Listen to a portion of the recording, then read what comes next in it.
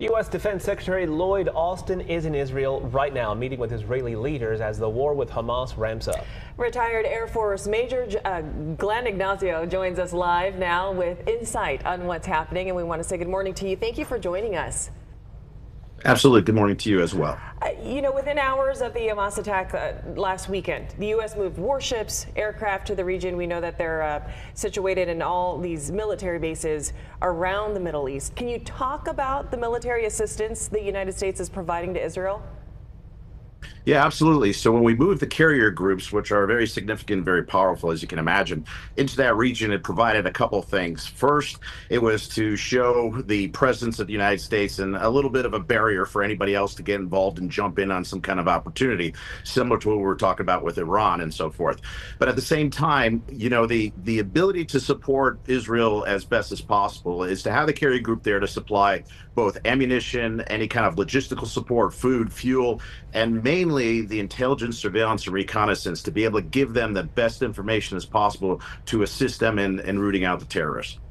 The talk about the IDF doing more to prevent more civilian casualties in Gaza, and then last night, the big news is the order of the evacuation. You're talking about 1.1 million people told to evacuate south of the river, out of Gaza City. The United Nations this morning basically said this is, in their words, an impossible task. It's impossible to do this. How do you interpret that request? Everybody get out of town, but they can't.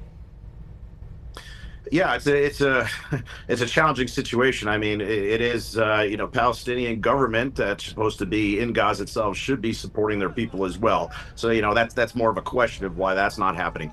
But yeah, you're talking about 1.1 million people moving out of the city, and talking about U.S. history is almost reminds you of Fallujah, where we told the civilians to get out so that we could go after the particular insurgents at that time. And it's sort of the same thing that's going on in Gaza.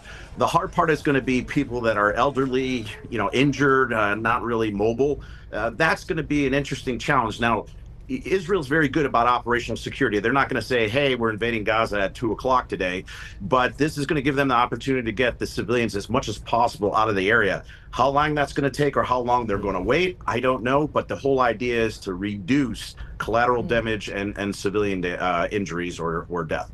And we understand that can be difficult too.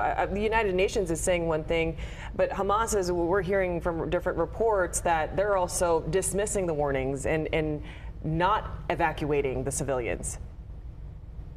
Yeah, Hamas has been using, humans, the hostages, even the civilian populace as human shields. And the whole idea of taking so many hostages was the idea that Israel used to move mountains and give hundreds of prisoners back to Hamas to get just one individual out. So the idea was maybe we'll stop Israel from invading. That's not going to particularly happen. And so Hamas has prepared this both with weaponry, logistics, and supplies. And of course, they are being supported externally from Iran and have been for years. So no matter what, Hamas is looking for that because, it's not just the kinetic warfare, it's the information warfare. And the more suffering you see of civilians, that's what you see on TV. That's what's going to sway the opinion globally against Israel. That's their game, and that's one of the things that they'll be better about because of Israelis' military might. 360,000 people have been called up to join in the fight against Hamas. Israel hasn't been in a real conflict in a decade, I believe. Most of these people haven't really seen any fighting. When you hear 360,000 reservists getting called up for a possible ground offensive, what goes into making that decision in terms of military strategically and everything else like that? Yes, as you've seen it, this is happening, globally with the Israeli citizens coming back to Israel and providing, support. So Israel's done a really good job about this historically, where the individuals will come back to Israel. They're being held in reserve because Israel really has to think about what's going on north with Hezbollah. They're entirely surrounded by adversaries. So what they're doing is the reserves will arrive. They'll get equipped. Lack of a better term, they're going to get the rust off to get anything current and get them proficient in fighting again. But like I said, they've always been very well in keeping their troops prepared and aware. And that's one of the things that's very galvanizing is the Israeli citizens always knew that this is something that could happen, and they've always had the mindset to be able to go home and fight. Well, the State Department also organizing these charter flights to bring Americans who are stuck in Israel back home. We're hearing that things are starting to move. They're starting to, well, they're hoping to leave Tel Aviv very soon. But what role does the U.S. military play in getting Americans out safely?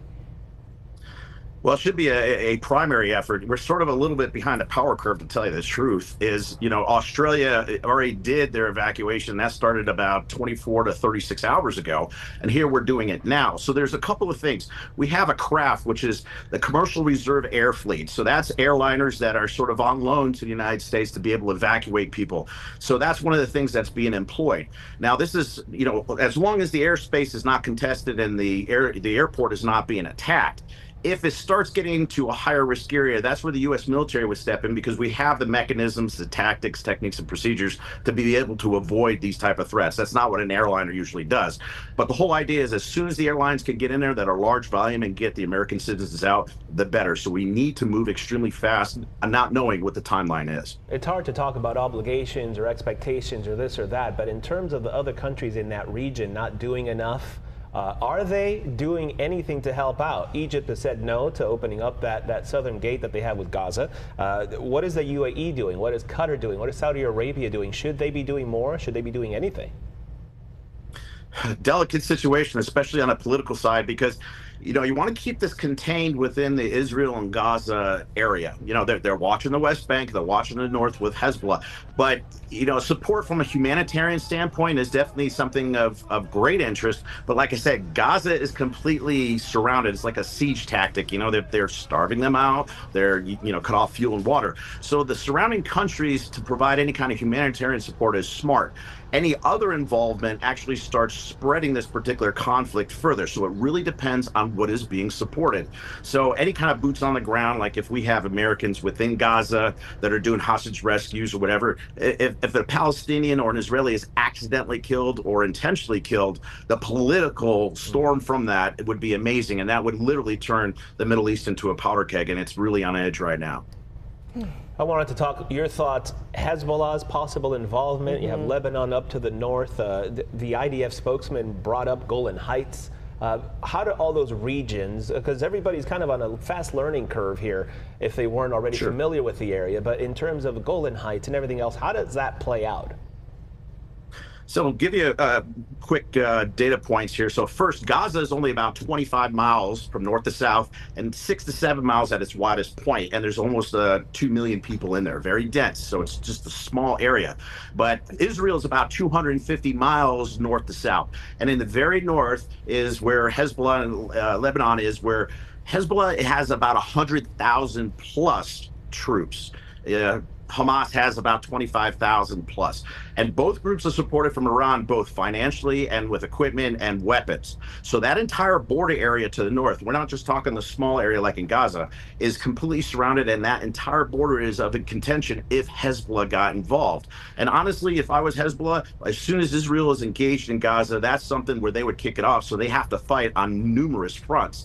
So that's something that they're very concerned about and watching. But that's mainly to the north of the country, and it comes around in borders right on Syria. Yeah, I have one more question before we let you go. We've been hearing reports, one of the major concerns was that Hamas was using U.S. weapons, and they got their hands a hold of the U.S. weapons. How does that change tactics for the U.S. military now that they're in place and they're there to help the Israel military? Yeah, well, I mean, the U.S. weapons, as far as both what Hamas has and what Israel has, is there's, support from the United States accordingly. But there has been a leak of Hamas getting weapons possibly from the Taliban that were left behind.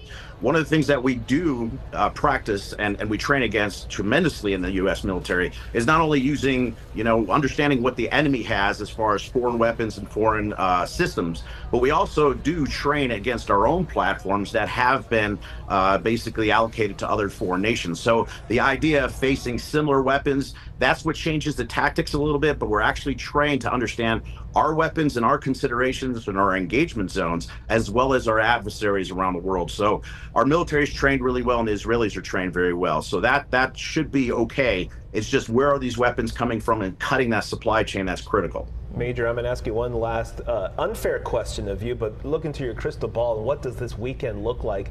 It sure seems from everything we're reading and seeing that this ground assault is imminent. Do you foresee that happening this weekend? Yeah, it's a great question, and I think that it's within days. And here's the reason why: is even in different perceptions around the world, different media, you're seeing sort of a sway where now there's more of the Palestinian suffering, the civilians being hurt and everything. Where originally, you're watching babies get killed and women get killed and assaulted. So that was significant, where people were definitely on the side of Israel. Now with the bombings, you're starting to see more injuries with the Palestinians and so forth. That's becoming more mainstream. And the sentiment of changing against Israel is what is critical. So the longer that this goes, the more that it sways against Israel, because you're going to see more suffering of the Palestinians. Again, this is the information warfare game from Hamas. That's why if they start executing, say, hostages in country on TV, and they say, hey, Israel, stop, and we'll stop this, that changes sentiment. So I think Israel needs to move as quickly as possible to get this taken care of and eliminate any other suffering continuing on long term. Okay, retired Air Force Major Glenn Ignazio, we thank you for your very unique perspective on this. I'm sure we'll be speaking with you again. Thanks for your time. Thank you. Thank you very much. You have a good morning. Take care. You got it.